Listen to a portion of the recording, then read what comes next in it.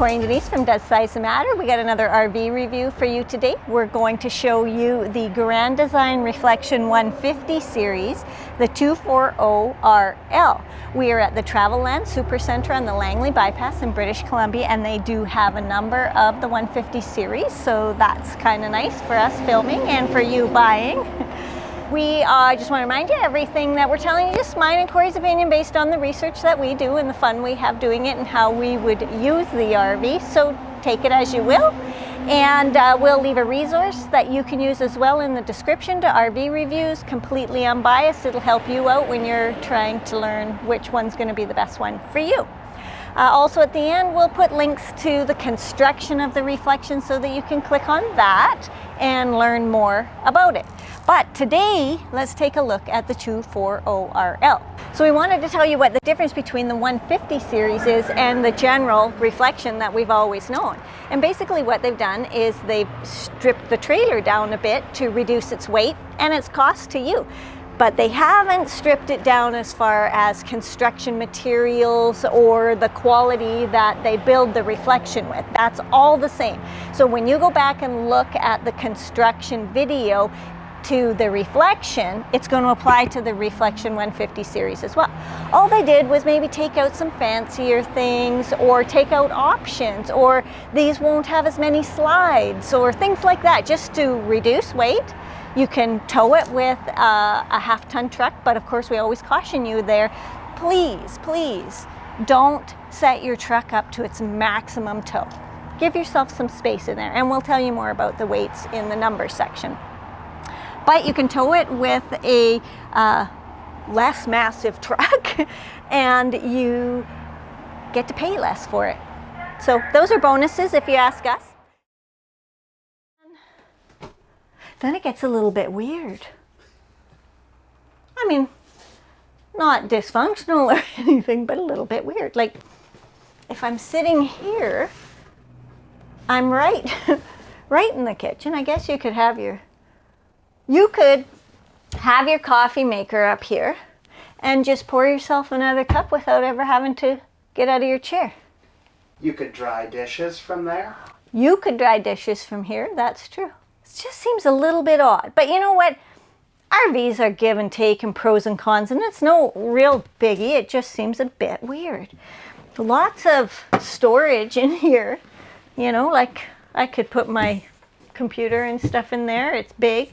I see, yeah, you got USB ports, you got electricity. It's a big space. Just a little oddly in the kitchen, like, right? That's the part that's odd, is it's not near the kitchen, or it's in the kitchen. Like, I could eat from here. Just seems weird to me. But again, not a deal breaker, not the end of the world, because you got a lot of countertop space. Now, these are not solid surface counters. They are laminate, but they're completely rolled over with a nice decorative edge and no seams. So you gotta love that. Also, back here, more USB and more electric in a pop-up. Under here, switches, electric, another light. I love these two windows. Why the heck not? You've got all this space. You get a, see, this is what seems weird to me, is I have to be in this chair to really show you this sink. Nice sink, one piece, stainless undermount. And again, the fact that it's only one doesn't bother me in the least because there's so much countertop space. Nice tap, nice sprayer, lighting. And what do we got here? Okay, so this, I mean, that's a bit high for me again, but you know how fifth wheels are. There's quite a bit of space in here, and this goes all the way around, right? So, and again, you could put bins or organize that however you want. There's probably two schools of thought. When things have no dividers, you know, things can shift, right? But by not having a divider, you're not confined to this space. It could be this space if you need to go a little over, if your plates are a little bigger, you know, that kind of thing. It just gives you, I think it's more versatile. The valances, I know a lot of folks aren't really into valances these days, but they're not bad, and they're in varying shades of gray. Shades of gray. Anyway, we'll move on from that thought. More countertop space beside the stove, which I love. We've got big drawers, and there is 3 of them. Yeah, those are nice. And then under the sink here, of course, you're butting up against the living room chair, but there's tons of space in there. Like, obviously, I'd be putting a garbage can or something there. And then you've still got this to put your playing cards in, because that's what we would do. Okay, so there's a big cupboard up there for those of you that can reach. And then you get your Furrion microwave. This one's not a convection, but again, I gotta wonder if that's an option, because I have seen a convection microwave oven in a 150 series, so maybe that's an option. Anyway, it's not a big deal, because you do have this great Furrion stove with the glass fold back top. It's a nice 3-burner propane that is nice and level, and I love that. I wish they had put a backsplash in. I don't think a backsplash is all that much of a bell and whistle. It's sort of basic. And here's your oven. Pretty decent oven. And then what do we have here? I love that. This is a very nice drawer. Over to our fridge, which I'm going to say is an 8 cubic foot. I am getting pretty good at guessing fridge sizes. So this is a great fridge size. It's just a little bit tall, but it's still very reachable for me. So I like that. And then down here, oh, so this is like, I don't know, is this like your big spoons and stuff? Like your serving spoons and your wooden spoons? Oh, and look at that. You know who that's for? We have that beautiful little grand dogger named Ellie, and she would love this. And then there's more. Look at that. I'm just going to show it to you this way because I have absolutely no idea what's in it and I can't reach it. So more storage though. And then when you come around to this side, there's even more. Corner storage. Oh, I like this. So this is where your panel is to reach your tanks, your pumps, your slide, all that kind of stuff. And it's behind a door, so it's not going to get accidentally bumped or anything like that. And it's at the perfect reachable height. And then there's 2 more. So that's a lot.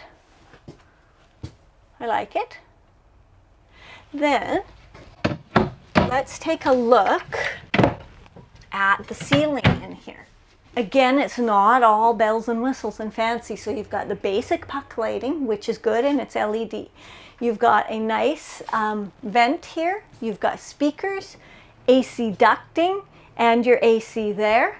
So you got all that in here. And then let's go head up the stairs toward what we know. I want it to be a secret and a surprise, but you know what's up there. It's the bathroom. It's the bedroom. Come on. So, looky here, one of my favorites. You guys know I love the pocket door. Then you get a large mirror that's at a pretty decent height with quite a bit of storage in there. And then there's this light up above for when you're using the mirror. I like that. You can also see, while you're looking up there, the fan and the AC ducting. You know what I'm seeing though about that fan? Is the button. You have to get up. I'd have to stand on the toilet to reach that button. I don't see another button in here for that fan. That's interesting, but I think that's the way it is. So coming down, you do get the towel rack here underneath there, and you get the porcelain bowl foot flush toilet. Then into our shower. Okay, this is a pretty decent shower. It's what you would expect. This is a one-piece plastic surround with a second piece for the base. And these are those click together things that they don't caulk, and they tell me they don't need to. Here are taps that are pretty average. You get a large skylight up there for height and light, which I love. And then you get these, oh, hang on, glass doors. Nice, hey? I do like the glass doors. Move it. Guess who that is? Would you like to FaceTime with Courtney Bumby? Hi. So I just got your message. Oh, hi. Hi. Say Dad's hi to everybody. Hi, everybody. Going out to the vanity. So there is LED lighting up there, another big mirror and storage. So that's good. The other thing I want to point out with these big mirrors is this is the perfect setup for doing the back of your hair, right? Because you can see back there, and you can alter these, and you could alter that one to get different angles. Perfect setup. Towel rack, little place to put odds and ends. Little bigger sink, and it is the more plastic style, not the stainless style. Average taps. Personally, I just want to say that I like this sink better. Nice countertop space there. Electric. So here is your storage under there, which is good. You've got ducting coming out here, which is also good. And then we get 3 drawers. Nice. So that's lots of space. And again, I do like the drawers. And even though this is darker, it's more of a gray tone than a brown tone. Now, let's head into the master bedroom. You do get a residential queen, and I'll lay on that so you can see how big it is in a minute. Big windows. I'm really liking the size of these windows, and they have the roller blind, so that's good. Here you do get storage in here, no rod, so it's not for hanging, but it's quite deep. You could fit a lot of stuff in there. And then you do get upper storage as well, and there's 3 drawers, and they go all the way, no dividers. You get the little decorative light, that's nice, and a nightstand, which you know I love, and then more storage down there. There is also electric here, this nice shelf here, which also has USB. So that's all great. Now I'll just lay here and show you. How's that? Good. What I also wanted to point out is that there's a step up. From the floor, you step up, right? So for those of you who are a little taller, you would want to take that into consideration. You also have your puck lighting, you've got a vent, and you've got AC ducting. And let's see if there's anything under this bed. Ooh, it's very light. Oh wow, tons more storage. So that's great. You get a another slider barn door style in here. And then back here is the closet. It's lit, big rod, lots of space, mirrored. Here's your switch for the lights. And then you get 4 of this size of drawer all the way down. So I like that. And then you get all the same stuff over here that you had on that side. Now, again, we're talking about a stripped down version. So there's no slide up here. And you know what? We all love slides. We love the space slides give us, but there is another school of thought out there, which is that the more moving parts and mechanical things that you have in your RV, the more you got to take care of, the more that could break, the more that could become a problem. So when you're looking at it from that perspective, this is a great ideal rig. I like it. So I want to go back and take a look at, with that one slide that this trailer has, what you can or can't access. So come on, let's go back down to the living area and have a look at that. So when we're talking about the slide and what you can access, this slide has the dinette and the pantry in it. It's quite deep, as you can see there. It's going to come into about here, I would think. People ask me why I don't just pull them in and out and show you. Well, dealerships don't want us doing that. These are also don't have batteries in them, and they're not hooked up to electricity, so I wouldn't have that ability even if I wanted to. But of course, if there's owners out there and what we're guesstimating isn't quite right, please leave us a comment so that people know. But when this comes in, it's going to come into about here. When you come in the door, you're going to be able to walk through here. You'd be able to access this refrigerator. You'd be able to fit into the dinette just fine, or make it up into a bed. You would be able to access the pantry. This seat would be blocked. This seat would not. So you're still here. Of course, your TV would be blocked. You would have full access to your kitchen. You could cook, you can use the sink, you can get at all your food and all your dishes, and you would have complete access to the bathroom and the bedroom. So the Cracker Barrel factor on this one's quite high. You can be completely functional at Cracker Barrel in this. And I like that. So let's take a look at the numbers and see what else we can learn. Now for the numbers on the 2021 Grand Design Reflection 150 Series 240RL. So let's take a look. That front bed is indeed 60 by 80 residential queen. The awning out there, 17 feet. The microwave, 30 inches. That TV is a 50-inch. And I was right on the fridge, 8 cubic feet.